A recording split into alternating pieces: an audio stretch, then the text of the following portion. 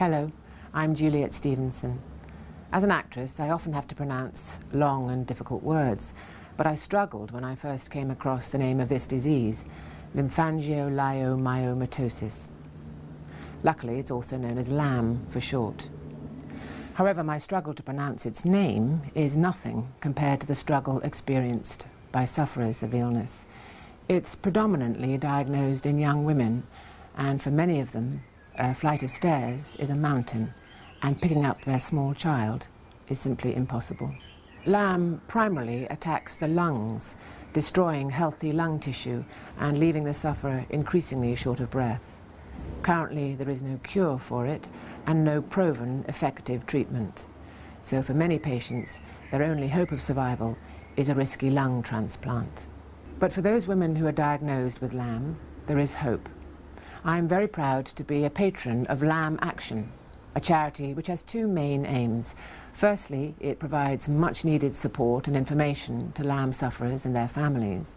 And secondly, it advances crucial research into the disease, including treatment trials. But of course, all these activities need to be funded. If you think you can help in any way at all, or if you want to know more about the disease, please contact LAM Action at www.lamaction.org. Thanks very much for listening.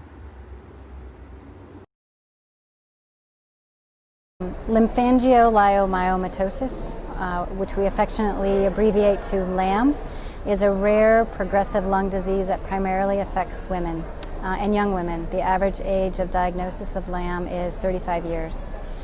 LAM is an invasion of the lungs by smooth muscle cells that essentially cause holes in the lung or cysts and make it very difficult to breathe.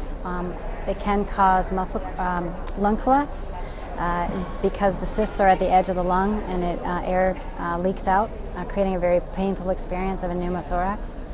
Not all women have a pneumothorax, but they may experience fatigue, shortness of breath, a lot of the things that young women in their 30s who are trying to balance children and careers and all of those kinds of things, they're not uncommon. So they may be misdiagnosed with bronchitis or asthma and progress through a number of years without an accurate diagnosis.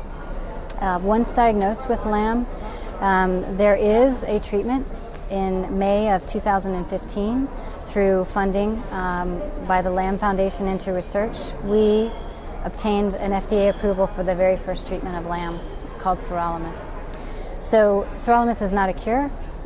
It doesn't even put the disease into remission, but what it does do is it can slow the progression of lung destruction.